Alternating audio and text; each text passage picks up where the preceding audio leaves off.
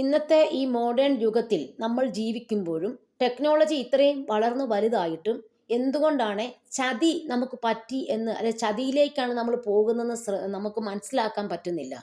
വളരെയധികം ബുദ്ധിയുള്ളവരും അതുപോലെ വിദ്യാഭ്യാസമുള്ളവരാന്ന് പറഞ്ഞാലും അധ്യാപകരെ, പേരൻസ് ഇവർക്കൊക്കെ ഇന്നത്തെ കാലഘട്ടത്തിൽ ജീവിക്കുമ്പോൾ അവർക്ക് അന്നേരം തന്നെ ഓൺ ദ സ്പോട്ടിൽ ഓരോരോ കാര്യങ്ങളുടെ റിപ്ലൈയും മെസ്സേജസും എല്ലാം വന്നുകൊണ്ടിരിക്കുകയാണ്. നമ്മളെല്ലാം ഇടപെടുന്നത് ഓൺലൈൻ വഴിയും ഒക്കെയാന്ന് പറഞ്ഞാലും നമ്മൾ ഡയറക്റ്റ് കോണ്ടാക്റ്റ് ഉണ്ട്, ഓൺലൈൻ ഉണ്ട്, അങ്ങനെയുള്ള എല്ലാ കാര്യങ്ങളും ഉണ്ടെങ്കിൽ കൂടി തന്നെ പക്ഷെ നമ്മളൊക്കെ അറിയാതെ ഏതോ ഒരാളുടെ സ്ട്രാറ്റജി പ്രകാരം നമ്മൾ ചതിയിലേക്ക് വീണു പോവുകയാണ്.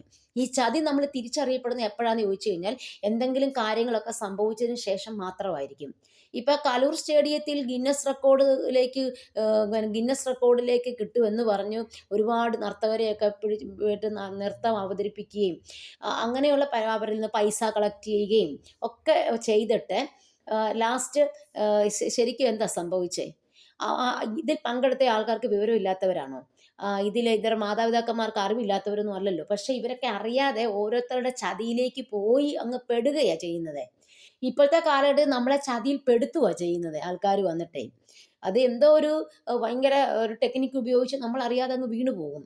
അപ്പം ശരിക്കും പറഞ്ഞാൽ ഒരു നൃത്ത അധ്യാപിക പണം ആവശ്യപ്പെടുന്നതിൻ്റെയൊക്കെ ശബ്ദ സന്ദേശമൊക്കെ പുറത്തു വന്നു. അതുപോലെ തന്നെ കൂടുതൽ നർത്തകരെ പങ്കെടുപ്പിക്കുവാണെങ്കിൽ സ്വർണ്ണ നാണയം അടക്കം സംഘാടകർ വാഗ്ദാനം ചെയ്തു എന്നുള്ളതൊക്കെ പുറത്തു വരുന്നുണ്ട് കേട്ടോ. പിന്നെ ഇങ്ങനെയാണ് ശബ്ദ സന്ദേശത്തിൻ്റെ ഓഡിയോ പോകുന്നത് ഇങ്ങനെയാണ്. കാര്യങ്ങളൊക്കെ പറഞ്ഞിട്ടുണ്ടാകുമല്ലോ, നൃത്താധ്യാപിക ആവശ്യപ്പെടുന്നതാ.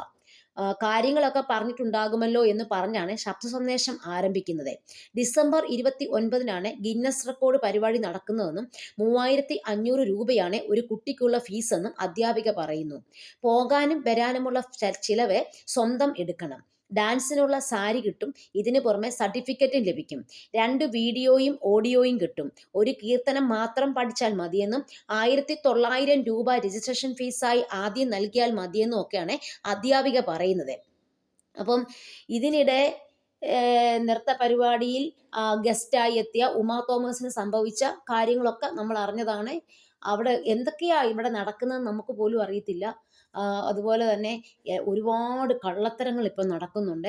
എല്ലാം ഒന്നും കണ്ടെത്തുന്നുമില്ല. അപ്പോൾ ഒരുപാട് പേര് ഈ ചതിക്കുഴിയിലേക്ക് പോയി വീഴാൻ ഒരുപാട് ചാൻസസ് ആണിപ്പം. പല ആൾക്കാരും പല ഓഫർ നമുക്ക് തരും. അതുകൊണ്ട് നമ്മളൊക്കെ വളരെ ശ്രദ്ധിച്ച് കാര്യങ്ങൾ കൈകാര്യം ചെയ്യുക.